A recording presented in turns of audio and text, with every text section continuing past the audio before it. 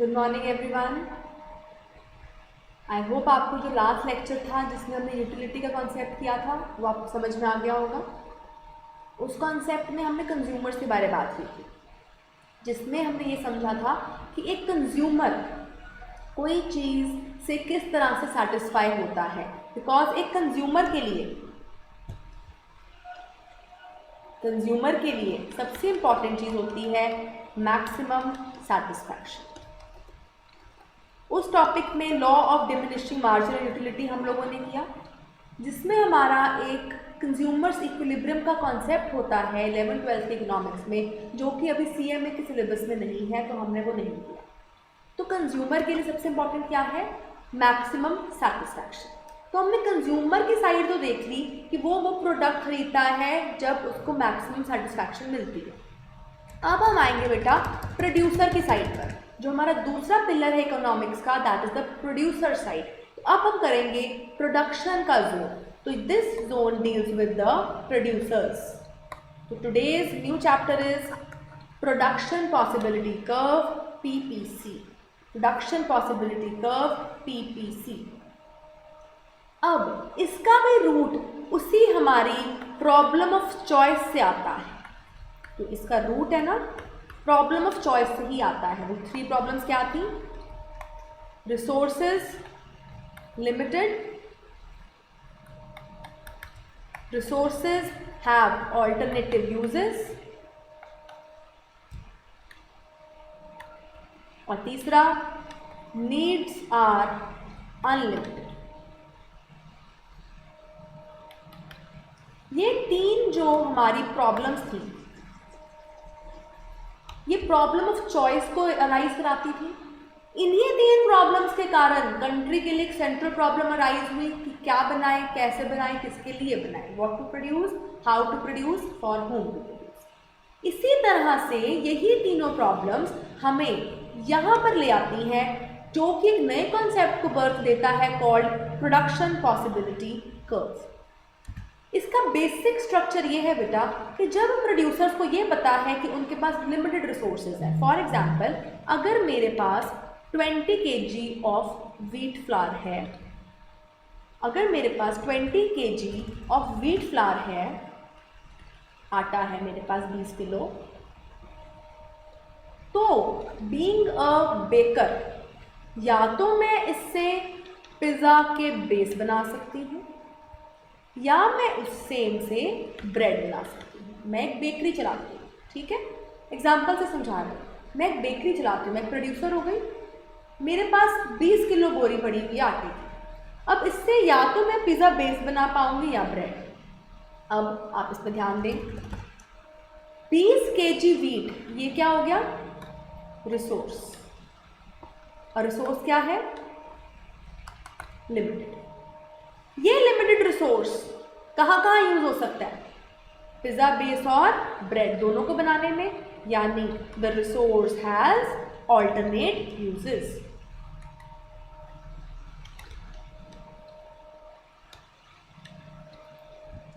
मेरा रिसोर्स क्या है? व्हीट फ्लावर, पर है मेरे पास कितना? सिर्फ 20 kg। तो मेरा रिसोर्स क्या हो गया? लिमिटेड। अब ये लिमिटेड रिसोर्स 2 जगह पर इस्तेमाल हो सकता है, या तो मैं अपनी बेकरी में पिज़्ज़ा बेस बनाऊंगी या ब्रेड बनाऊंगी। तो रिसोर्सेज के यूज क्या हो गए? ऑल्टरनेटिव, ठीक है। पर मार्केट से जो डिमांड है, नीड है, वो चेंज होती रहती है, दैट इज अनलिमिटेड। अब उस केस में एज अ प्रोड्यूसर मेरे पास प्रॉब्लम क्या है कि भाई है तो मेरे पास सिर्फ 20 किलो, अब मैं पिज़्ज़ा बेस बनाऊँ या ब्रेड बनाऊँ, ये मेरे लिए प्रॉब्लम आ जाती है। तो मैं क्या कर सकती हूँ? या तो मैं सारा यूनिट इस पर लगा दूं, ब्रेड पर, कि मैं 10 ब्रेड बना लेती हूँ, पिज़्ज़ा बेस बिल्कुल नहीं बनाऊंगी। तो या तो I can divert this entire 20 kg towards making of bread. मैंने 10 पीसेस ऑफ ब्रेड बना लिए, 10 लोफ्स ऑफ ब्रेड बना लिए, पिज़्ज़ा बेस में बिल्कुल इस्तेमाल नहीं किया। होगी बात क्लियर? पर अगर मेरे को लगता है कि नहीं यार, मार्केट में लोग पिज़्ज़ा बेस भी मांग सकते हैं क्योंकि पिज़्ज़ा की डिमांड है, तो क्यों ना मैं थोड़े रिसोर्सेज उठाकर पिज़्ज़ा बेस में डाल देती हूँ। अगर बेटा आप पहली ऑप्शन तो ये होगी कि पूरा आप ब्रेड बनाने वाले हो, पिज़्ज़ा बेस के लिए कुछ नहीं बचेगा। दूसरी ऑप्शन ये है कि क्यों ना मैं एक पिज़्ज़ा बेस बना लूँ। अब आप एक पिज़्ज़ा बेस बना रहे हो तो आपको कुछ ब्रेड तो कम करनी पड़ेगी ना, क्योंकि है ही आपके पास 20 किलो आटा। वो सारा तो आप दोनों चीज़ें तो पूरी पूरी नहीं बना पाओगे। अगर आपने कुछ रिसोर्स उठाकर पिज़्ज़ा बेस की बेकरी में डाला तो ऑटोमेटिकली बात है कि ब्रेड थोड़ी सी कम बनेगी। तो लेट्स से अब ब्रेड बन रही है सिर्फ 8 लोफ्स, एग्जाम्पल है, ठीक है। फिर आप कहते हो नहीं, पिज़्ज़ा बेस एक और बना लेते हैं, 2 कर लेते हैं, ठीक है, 2 कर लेते हैं। अब आप बना पा रहे हो लेट्स से 5 ब्रेड्स, ठीक। वैसे ही फिर आपने कहा एक और बना लेते हैं, अब आप बना पा रहे हो 1 ब्रेड। और अगर आप कहते हो कि मुझे सारा ही पिज़्ज़ा बेस बनाना है तो आपके पास अब बची 0 ब्रेड्स, ठीक। इससे क्या नज़र आता है कि अगर आप एक यूनिट के एडिशनल यूनिट्स बनाना चाहोगे तो आपको दूसरे यूनिट्स के कुछ यूनिट सैक्रिफाइस करने पड़ेंगे। यहीं पे 0 आपको कुछ यूनिट्स दूसरे के सैक्रिफाइस करने पड़ेंगे, दैट इज नेचुरल।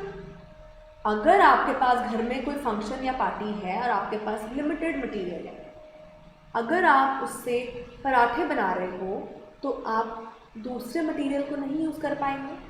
अब इस प्रोड्यूसर के पास सिर्फ 20 kg आटा है, 20 kg वीट है। अब अगर वो पिज़्ज़ा बेस बनाए तो ब्रेड कम बनेगी, और अगर वो सारी ब्रेड बनाए तो पिज़्ज़ा बेस कम बनेगा। नेचुरल सी बात है, क्योंकि रिसोर्सेज क्या है, लिमिटेड। तो ये है हमारा प्रोडक्शन का possibilities. This is what is a different possibilities of production, कि क्या क्या पॉसिबिलिटी मेरे पास है, मैं कौन कौन सी कॉम्बिनेशन बना सकती हूँ with the given amount of resources. With the given amount of 20 kg, I have these 4 options. First option is option A, जिसमें मैं बिल्कुल पिज़्ज़ा ना बनाऊँ और सारी ब्रेड बनाऊँ।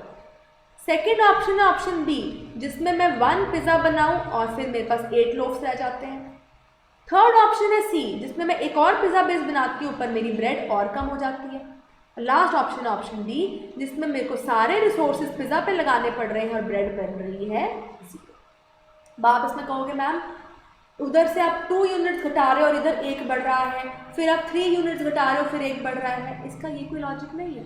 सिंपल सी बात ये है कि ऑब्वियसली बेटा pizza base requires more of material as compare to bread. 2 bread छोड़ूंगी तो शायद 1 पिज़्ज़ा बेस बनेगा, अंडरस्टूड सी बात है। Let's take an example of chapati and paranthe. अगर आप चपाती बना रहे हो बेटा तो जितने पेड़े से आपकी 2 चपाती बनेगी शायद उतने से आपकी 1 पराठा बने। That is the difference. Clear? तो आप इसमें नोटिस कर रहे हो कि I got different combinations and possibilities of production. कि प्रोड्यूसर के पास अब 4 पॉसिबिलिटीज हैं कि वो ऑप्शन ए प्रोड्यूस करे या वो ऑप्शन बी प्रोड्यूस करे, ऑप्शन सी या option D, depending upon his choice and decision. और उसको ये पॉसिबिलिटीज क्यों बनानी पड़ी? क्योंकि मेरे जो रिसोर्स हैं वो क्या है, लिमिटेड है। मेरे रिसोर्सेज लिमिटेड है, जितने की सिर्फ मेरे पास है ही 20 kg। ये पॉसिबिलिटीज की ऑप्शंस बनाने की प्रॉब्लम आनी ही नहीं थी अगर मेरे पास अनलिमिटेड वीट होता। तो मैं तो पिज़्ज़ा बेस भी जितना मर्जी बना लेती और ब्रेड भी जितनी मर्जी बना लेती, पर क्योंकि मेरे पास रिसोर्सेज लिमिटेड है दैट इज़ वाई मेरे को ये ऑप्शंस बनानी पड़ रही है कि what I should make more and what I should make less. That is why I have these options. Clear? तो आपको एग्जाम्पल समझ में आ गया? इसी एग्जाम्पल से हमारी PPC की डेफिनेशन निकल के आती है बेटा। प्रोडक्शन पॉसिबिलिटी कर्व क्या है? Production possibility curve is a curve that shows different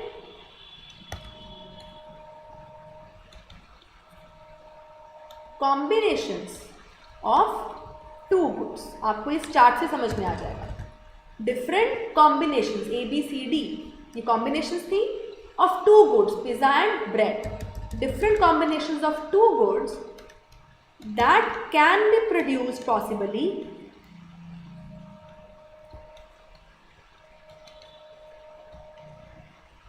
with the given amount of resources। मतलब जितने रिसोर्सेज मुझे दिए गए हैं उतने में मैं दो गुड्स की अलग अलग ऑप्शंस बनाऊंगी कि मैं क्या कितने में बना सकती हूँ।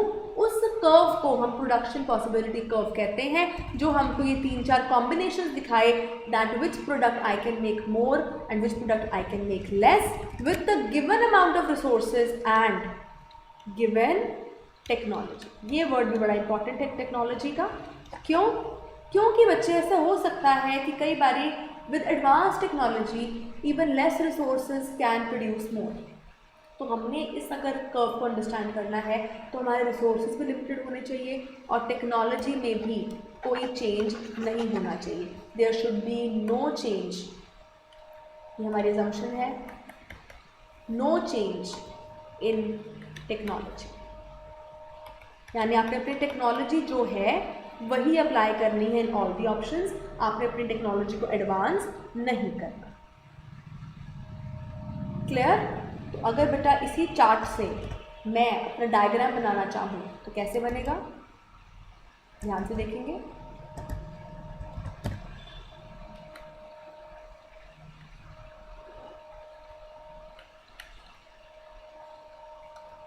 जो प्रोडक्ट आपका स्टार्टिंग में ज़्यादा बन रहा है फर्स्ट कॉम्बिनेशन में, जैसे कि ब्रेड इस केस में, उसको वाई एक्सिस पर लीजिए। जो प्रोडक्ट आपका ज़्यादा बन रहा है फर्स्ट कॉम्बिनेशन में, मैं दोबारा बता रही हूँ, उसको आप वाई एक्सिस पर लीजिए। यहाँ पर मैं लूँगी बेटा ब्रेड और यहाँ पर मेरा आएगा पिज़्ज़ा बेस। क्लियर? अब आपको मैंने पहले ही बताया हुआ है कि आपको पॉइंट्स प्लॉट नहीं करने, फ्री हैंड ड्राइंग है, तो ये कर्व हमारा कुछ ऐसे बनेगा।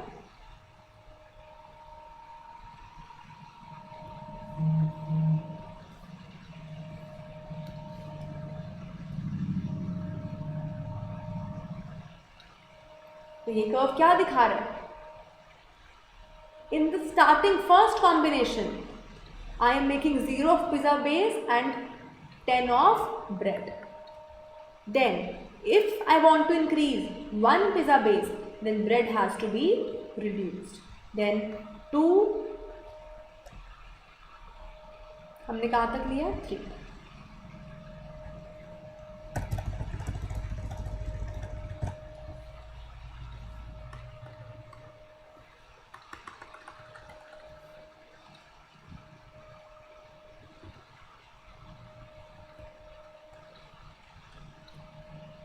ठीक है, 0 पर ब्रेड मैक्सिमम बन रही है, फर्स्ट पर bread has to be reduced, और पिज़्ज़ा बेस बनाएंगे ब्रेड और कम हो जाएगी, और सारे ब्रेड पिज़्ज़ा बेस बनाएंगे तो ब्रेड 0 हो जाएगी।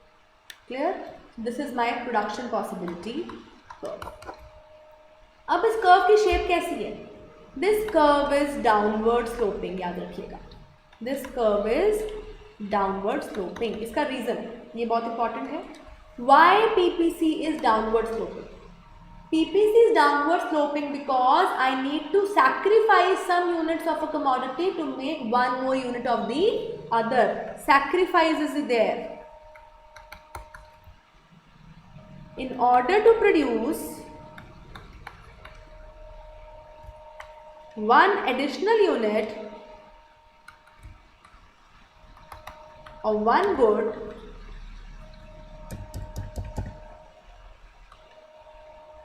some units of the other good have to be sacrificed. हमें गिव अप करना पड़ेगा। यानी अगर मैं यहाँ पर वन गुड यानी pizza base in this example, उसका कुछ एडिशनल बनाना चाहती हूँ, तो जो अदर गुड है यानी ब्रेड इन दिस एग्जाम्पल, उसको मुझे सैक्रिफाइस करना पड़ेगा। इसीलिए पीपीसी की शेप कैसी है? Downward sloping. Reason is sacrifice. Clear? तो ये सबसे इंपॉर्टेंट पॉइंट है जो आपको ध्यान में रखना है। पीपीसी की जो शेप है, बॉडी स्ट्रक्चर है, that is first point, PPC is downward sloping. ठीक है, यहाँ तक नोट करें। कोई डाउट है तो आप मार्क कर सकते हैं। डायग्राम बना लीजिए and note down this first property of PPC. PPC is downward sloping.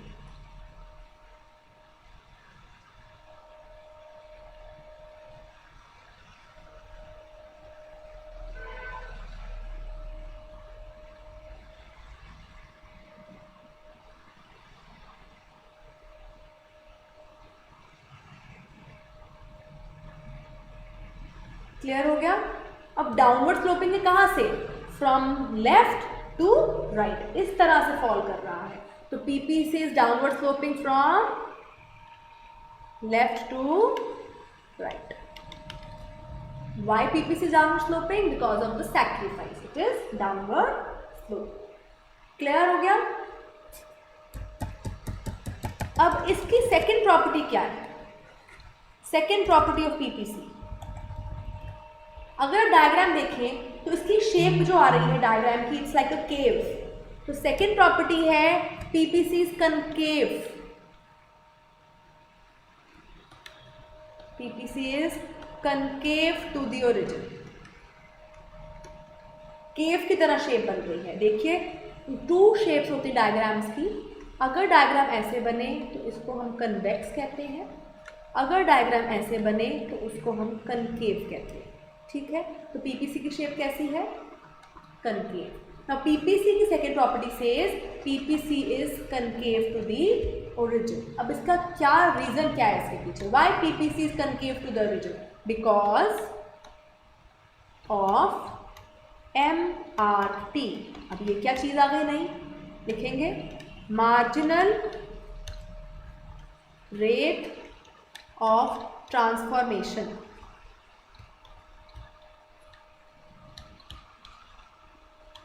Marginal rate of transformation. PPC is concave to the origin because of marginal rate of transformation.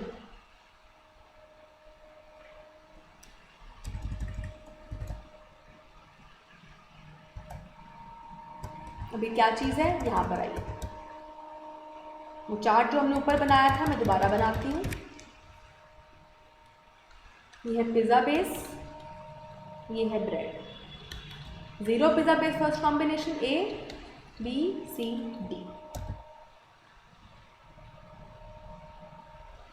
और diagram भी बना सकते हो।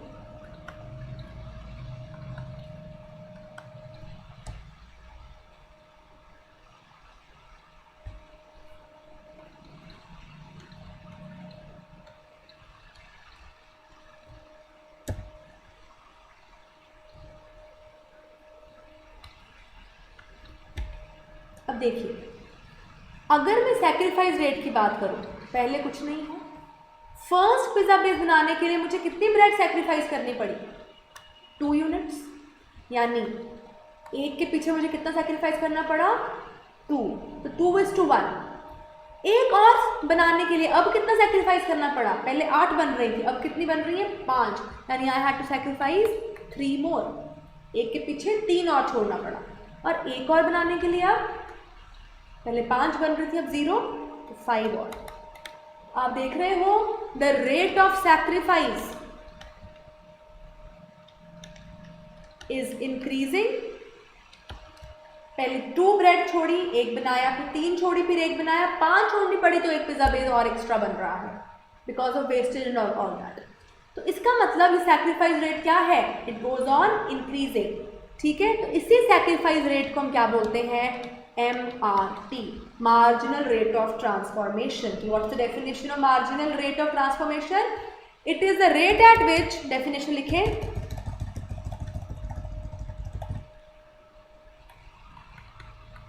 it is the rate at which 1 unit of commodity is sacrificed for the other commodity.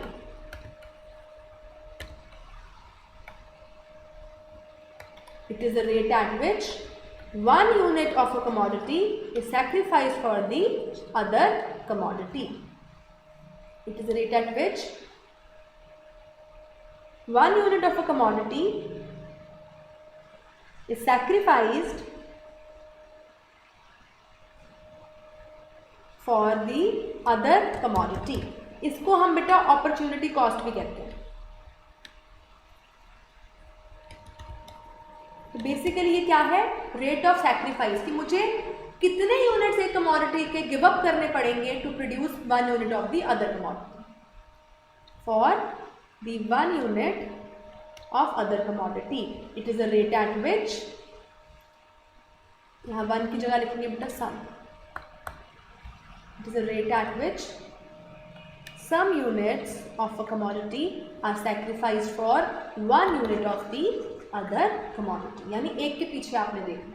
तो अगर हम ऊपर देखें तो क्या है, एक और बनाने के लिए 2 सेक्रीफाइस 2:1, एक और बनाने के लिए 3 सेक्रीफाइस 3:1, एक और बनाने के लिए 5 सेक्रीफाइस 5:1. तो इसका राइटिंग स्टाइल क्या है, पहले आपने लॉस लिखना है फिर आपने गेन. यानी इसका राइटिंग स्टाइल क्या है भाई एमआरटी का, आप लिखोगे पहले लॉस रेशियो गेन. लॉस किया आपने 2 यूनिट और अचीव किया 1, लॉस किए 3 यूनिट अचीव किया 1, लॉस किए 5 यूनिट अचीव किया 1. तो दिस इज एमआरटी, इसी को बोलते हैं एमआरटी. तो अगर आपको टैबुलर फॉर्म में कोई क्वेश्चन आए एमआरटी निकालने का तो आई होप अब आप लोग निकाल सको. क्लियर? आप नोटिस करो ये रेट ऑफ सेक्रीफाइस बढ़ता जा रहा है 2, 3, 5. तो क्योंकि एमआरटी का रेट, सेक्रीफाइस का रेट बढ़ता चला जा रहा है, क्योंकि अगर आप चाहोगे कि सारा रिसोर्स पिज़्ज़ा बेस पे लगा दो तो फिर तो ब्रेड बिल्कुल भी नहीं बन पाएगी, तो सेक्रीफाइस तो पूरा ही करना पड़ जाएगा. तो जब मेरा रेट ऑफ सेक्रीफाइस बढ़ता चला जाता है, इसी वजह से मेरा पीपीसी की शेप क्या हो जाती है, कनकेव टू दी ओरिजिन. तो PPC is concave to the origin because of MRT which is increasing.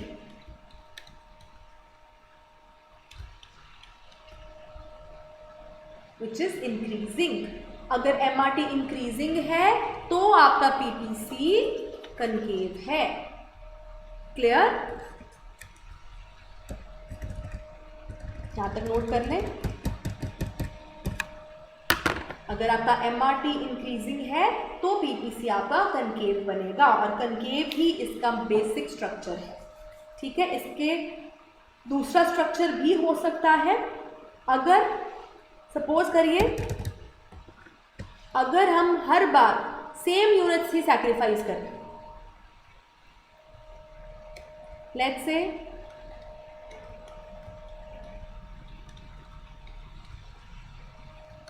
अगर इस तरह का सेक्रीफाइस देखो, ये पिज़्ज़ा बेस है, ये ब्रेड, एक और बनाने के लिए एक सेक्रीफाइस, एक और बनाने के लिए फिर से एक सेक्रीफाइस, एक और बनाने के लिए फिर से एक सेक्रीफाइस. तो ये सेक्रीफाइस रेट क्या हो गया, ना इंक्रीजिंग है ना डिक्रीजिंग. सेक्रीफाइस रेट क्या हो गया, constant.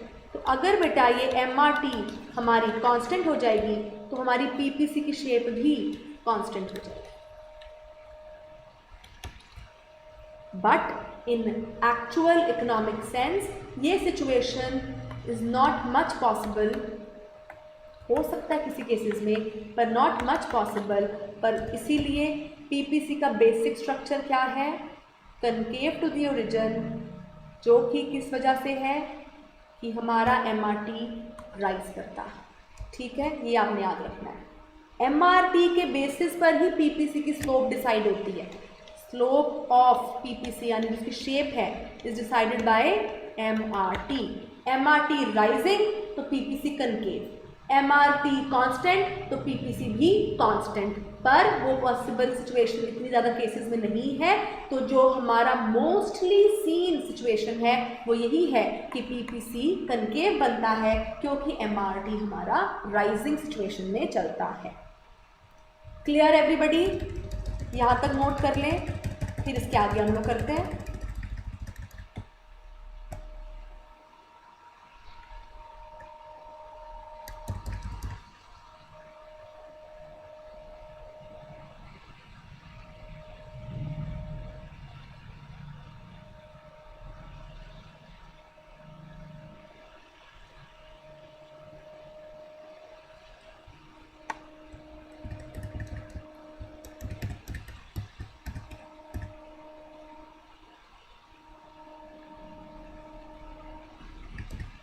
Clear everyone?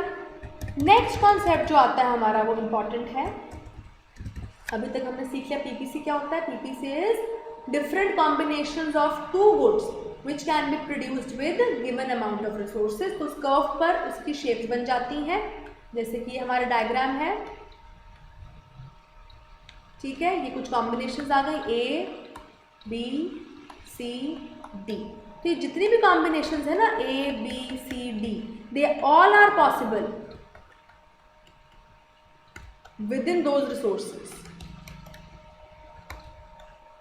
They all are possible within those limited resources. ठीक है, ये हमने अपने रिसोर्सेज की ऑप्टिमम यूटिलाइजेशन कर ली, हमने कोई भी रिसोर्स वेस्ट नहीं किया, बिकॉज आपको पता है रिसोर्सेज आर स्कैर्स, लिमिटेड है, तो हमने उनको वेस्ट नहीं करना। We have to make optimum utilization of resources. तो जो भी पॉइंट्स याद रखिएगा, जो भी पॉइंट्स पीपीसी के ऊपर आते हैं, दे ऑल आर पॉसिबल। लिख सकते हैं इस पॉइंट को आप, all points or combinations lying on the PPC are possible to achieve within the given amount of resources with optimum utilization। Optimum मतलब best one without wasting.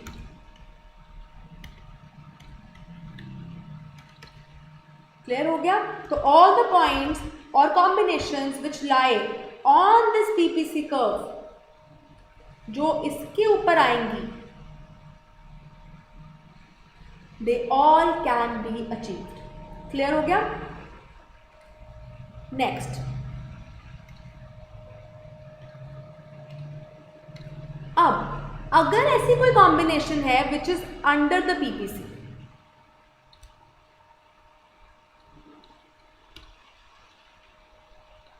Let's say combination E, this combination is like under the PPC, within the PPC. तो जो भी combination बेटा आएगी, note करेंगे,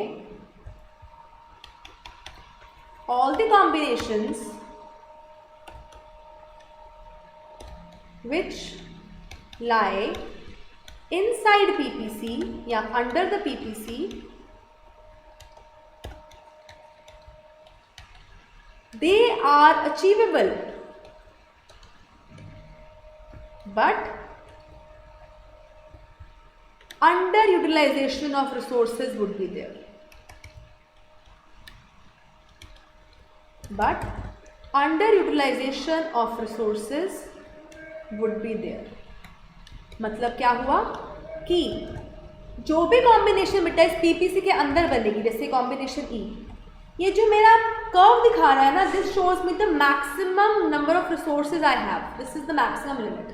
अगर मैं इसको ढंग से इस्तेमाल करके अपने ज़्यादा गुड्स बना सकती हूँ, then why not, why to waste my resources. तो ये जो ई कॉम्बिनेशन है ये बन तो जाएगी, पर इसमें जो है ना मेरे रिसोर्सेज वेस्ट हो रहे हैं, इसमें मेरे रिसोर्सेज अंडर यूटिलाइज रह जाएंगे, बच जाएंगे, और मेरे को प्रोडक्टिविटी नहीं मिलेगी। तो no producer would like to work inside the PPC, because in that case he is not able to make the maximum use of the resources, he is just wasting his resources which are already scarce। Already scarce resources का भी अगर मैं ढंग से इस्तेमाल नहीं करूंगी, उसको वेस्ट कर दूंगी, तो मेरे को गुड प्रोडक्टिविटी नहीं मिलेगी। तो all the points which are inside PPC, they show under utilization of resources. All the combination which are on the PPC, they show optimum utilization. All the combination which are inside PPC, they show under utilization. ठीक है, ये दो properties clear हो गई।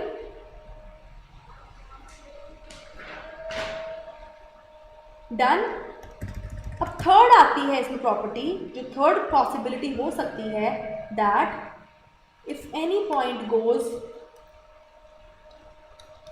Outside the PPC, if any point goes outside the PPC, point F. अब बेटा ये तो नजर ही आ रहा है कि पीपीसी के बाहर ही चले गए यहाँ पे कॉम्बिनेशन, यानी ये कॉम्बिनेशन अचीवेबल नहीं है, क्योंकि मेरे पास रिसोर्सेज कितने हैं, सिर्फ इतने रिसोर्सेज हैं, तो मैं उसकी बाहर, उसकी बाउंड्री क्रॉस कर कर प्रोडक्शन नहीं कर पाऊंगी। So any combination which are lying outside the PPC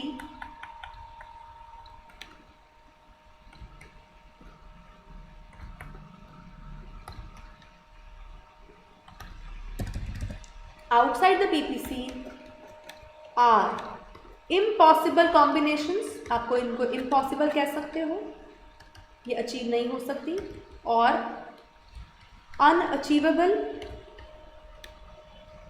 और अनअटेनेबल, अनअचीवेबल, इम्पॉसिबल और अनअटेनेबल, और नॉन फीजिबल कॉम्बिनेशंस। ना ये अचीव हो सकती है ना अटेन हो सकती है। क्यों? क्योंकि ये मेरी कैपेसिटी बाउंड्री के बाहर हैं, they are impossible, non achievable, non feasible, non attainable. मैं इनको अचीव नहीं कर पाऊंगी क्योंकि ये मेरी कैपेसिटी के बाहर है। अगर है ही मेरे पास 20 kg मटेरियल, तो जितना उस मटेरियल से ब्रेड और पिज़्ज़ा बेस बन पाएगा मैं वही बना पाऊंगी, मैं उससे ज़्यादा नहीं बना सकती। Even though I am thinking कि लेट्स ओहो आई can make more bread, I can make more pizza base, but that is not possible practically because I don't have those many resources available with me. Clear? So this almost completes your concept of PPC. यहाँ तक करेंगे।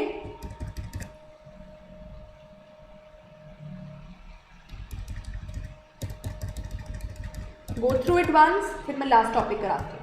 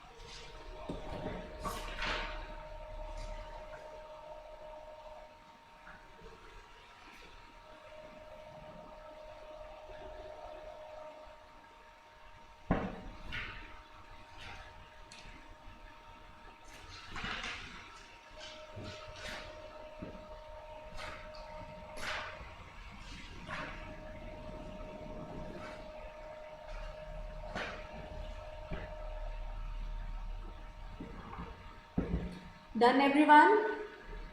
So the last topic of this PPC concept, हमारा study note 2 है, उसका last topic हमारे पास आता है, दैट इज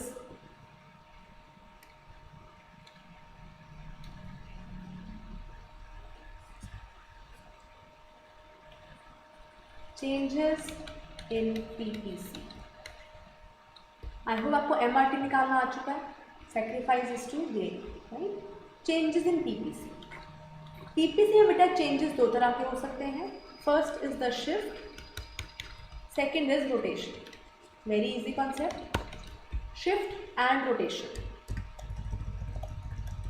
यहां नोट करेंगे,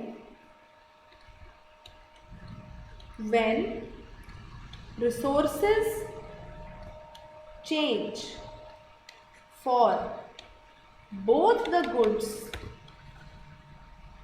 under consideration, when resources change for both the goods under consideration, the PPC shifts। देखेंगे क्या है, शिफ्ट दो तरफ से होगा, लेफ्ट एंड राइट। अब हमने वर्ड सीखा है व्हेन रिसोर्सेज चेंज। अब this change can be increase also, this change can be decrease also. ठीक है, तो अगर रिसोर्सेज इंक्रीज या डिक्रीज होते हैं for both the goods under consideration, तो पीपीसी शिफ्ट होता है, या तो लेफ्ट को जाएगा या तो राइट को जाएगा। लेफ्ट को आपका पीपीसी तब जाता है जब आपके रिसोर्सेज डिक्रीज करेंगे, और राइट को आपका पीपीसी तब जाएगा जब रिसोर्सेज इंक्रीज करेंगे।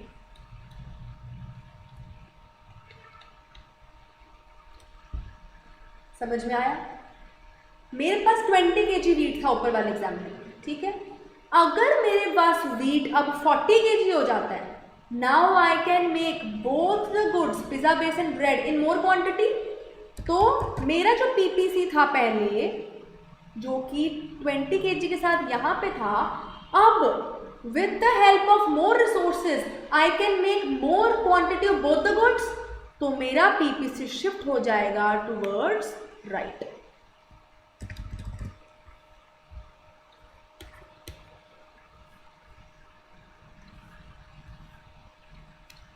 देखेंगे, जब 20 kg वाला मैं एग्जाम्पल ले रही थी तो पीपीसी मेरा ये बन गया था, ये मेरी कॉम्बिनेशंस थी, ठीक है।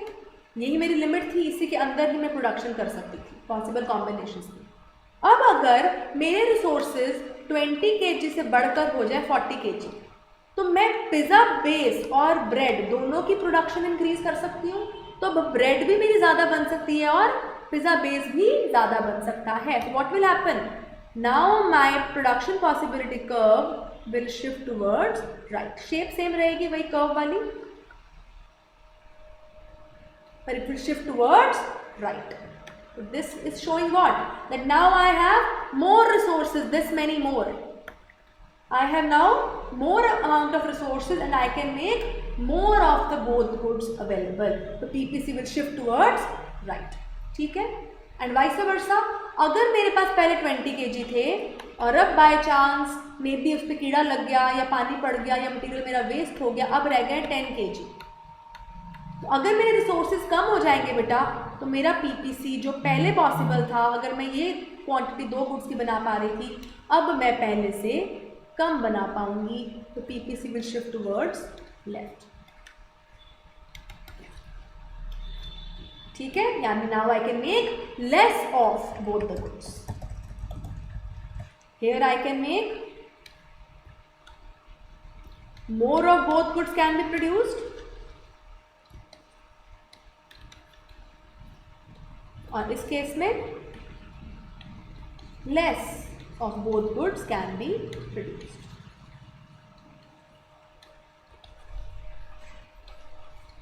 बात समझ में आ गई?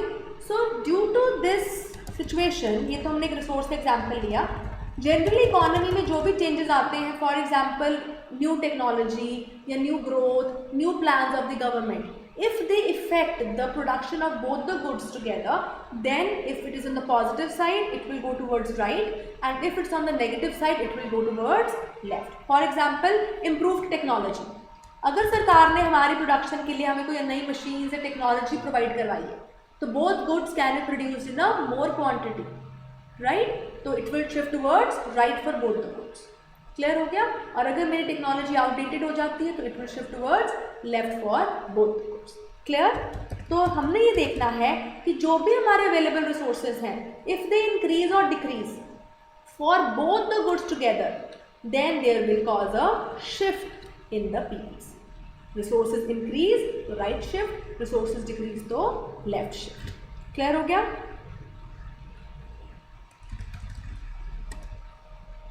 अब आ जाते हैं बेटा रोटेशन की तरफ। रोटेशन कहती है when resources change for one of the good under consideration, then PPC rotates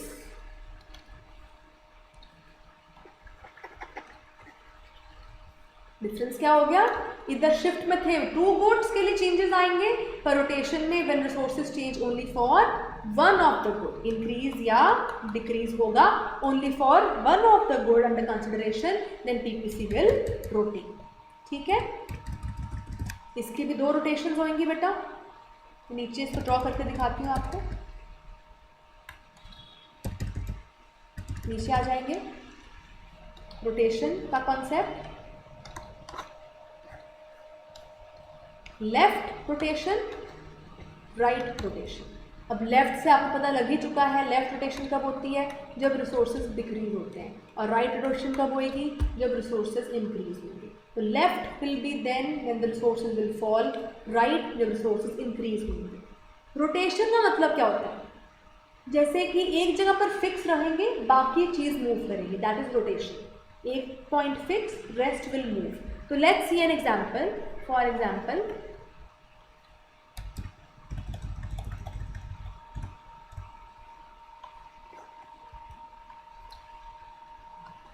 यहाँ पर मैं ग्रो कर रही हूँ वीट एंड राइस।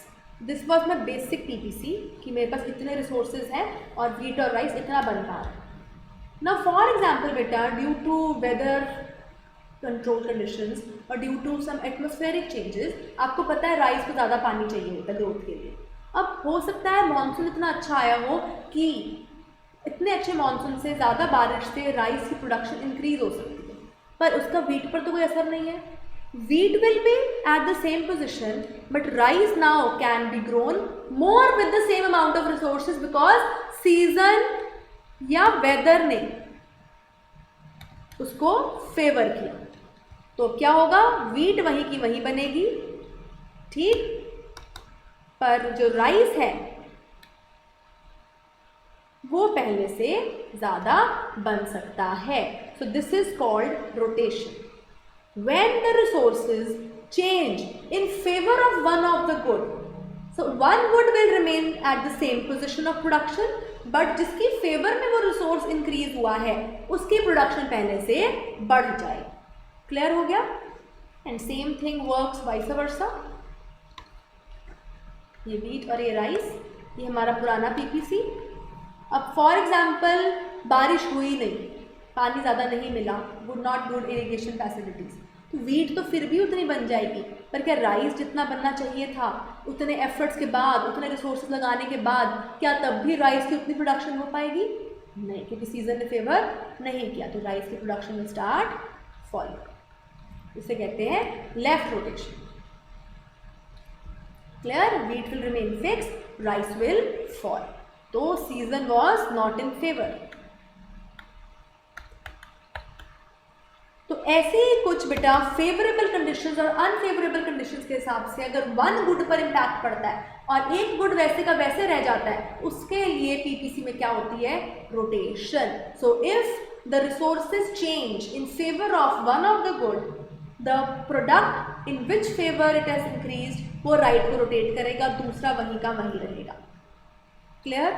और अगर वो उसकी फेवर में चेंज नहीं हुआ तो जो प्रोडक्ट को कोई इम्पैक्ट नहीं आया वो वहीं का वहीं बनेगा और दूसरा प्रोडक्ट पहले से कम बनेगा। Is that clear?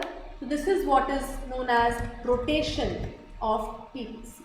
याद रखिएगा, when resources in the economy change for both the goods, it will cause shift left और right, and if the resources in an economy change for one of the good, it will cause rotation. Clear है? एक और example ले सकते हो। For example हमारे पास है वेज बर्गर है, नॉन वेज बर्गर, ठीक है। फॉर एग्जाम्पल गवर्नमेंट ने नॉन वेज फूड बैन कर दिया, पोल्ट्री बैन कर दी, तो फिर with the same amount of resources veg burger तो उतना ही बनेगा, पर नॉन वेज बर्गर अब पहले से कम बनेगा। क्लियर हो गया? That is called rotation. When the impact of the government decisions, when the impact of availability of resources, जब रिसोर्सेज का असर एक गुड पर पड़ता है तो उसमें हम रोटेशन कॉज करवाते हैं, और जब रिसोर्सेज का असर दोनों गुड्स पर पड़ता है तो उसको हम बोलते हैं शिफ्टिंग। क्लियर हो गया? So this completes your chapter on PPC. In the next lecture बेटा मैं आपको कुछ क्वेश्चंस प्रैक्टिस कराऊंगी इन्हीं टॉपिक्स पर जो हमने आज कवर किया, अपने पुराने लेक्चर्स में कवर किए हैं, कुछ क्वेश्चंस प्रैक्टिस कराऊंगी and then we will start with the new topic. Clear?